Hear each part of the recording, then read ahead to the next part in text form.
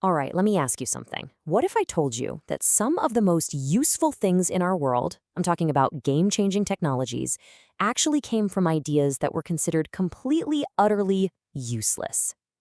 It sounds kind of crazy, right? Well, today we're going to unpack that. So let's dive right in with something you've probably already used today. I know I have. Your phone's GPS. The story of where it really comes from, well, it's a lot weirder and way more interesting than you might think. And I mean, really stop and think about it for a second. That little pulsing blue dot on your screen, how in the world does your phone know, down to just a few feet, exactly where you are on the planet? It's kind of magic when you think about it. So, your gut instinct probably is the obvious answer, right? You'd think some super clever inventor decided, I'm going to create a navigation tool. And that makes sense. But the real answer? Oh, the real answer is so much cooler. It all started with an idea from 100 years ago that had absolutely nothing to do with finding your way to a coffee shop. Yep, that useless idea. It was Albert Einstein's theory of relativity. Just a small thought experiment about the fundamental nature of space, time, and gravity. When he came up with it, he was just curious. There was zero practical application in mind, none. And this timeline, this is where it gets really wild. Look at the gap. We're talking almost 100 years between Einstein's abstract concept and the tech it enabled. I mean, think about it. In 1939, his theory was basically a fascinating party trick for physicists. Fast forward to the 1990s, and suddenly this useless idea is the secret engine making modern navigation even possible. And this isn't some minor tweak either. It's absolutely crucial. Because of relativity, time itself, it literally ticks by a tiny bit faster for the satellites orbiting up in space than it does for us down here on the ground. If the GPS system didn't correct for that tiny difference using Einstein's math, your location would drift by about 7 miles every single day. Your Uber would never find you. So you might think this whole Einstein to GPS thing is just, a lucky break, a one-off. But it's not. It's actually a pattern. And there was a guy who figured this all out way back in the day, a man named Abraham Flexner. He basically wrote the playbook for this exact kind of breakthrough. So back in 1939, Flexner published this incredible essay. And his core idea was, well, it was pretty radical.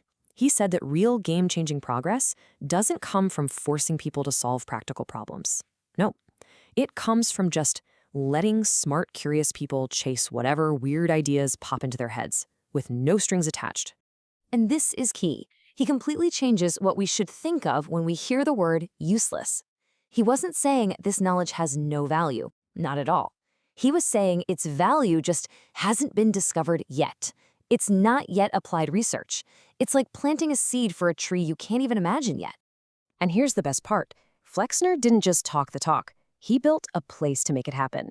He created the Institute for Advanced Study, basically a paradise for scientists. Imagine a place with no classes, no deadlines, no corporate goals, just geniuses like Albert Einstein, given the time, space, and freedom to follow their curiosity down whatever rabbit hole they wanted. And it turns out, Flexner was absolutely spot on. The Einstein story isn't the exception, it's the rule. You start looking for it, and you see this pattern again and again and again. It's like an engine that drives all our biggest leaps forward. Okay, example 1. Radio. All of our wireless communication. Where did it come from? It started with guys like Faraday and Maxwell who were just fiddling around with electricity and magnetism. Purely abstract stuff. They had no idea what it was for. Then, years later, Marconi comes along, dusts off their theoretical work, and boom, the radio is born. The world is never the same. And there's this great story about Faraday. Apparently some stuffy politician asked him, okay, but what's the use of all this electricity stuff? And Faraday's reply was just perfect. He said, one day, sir, you may tax it. He had no clue we'd have iPhones, but he knew he was onto something massive. All right, another one. Quantum mechanics, the physics of the super, super small. When it was first being developed, it was so bizarre, so counterintuitive, that the old guard of physicists literally laughed at it. They called it Knabenphysik. That's German for boy physics. Just kids playing around. Well, guess what? That boy physics is the reason we have microprocessors, lasers, and pretty much all modern electronics. And the impact on our lives? It's almost impossible to overstate. We're talking about an estimated 30%, nearly a third, of the entire U.S. gross domestic product. The whole digital revolution, all of it rests on the shoulders of that theory that was once dismissed as a silly game. Okay, so this all leads to something pretty serious, a warning for right now.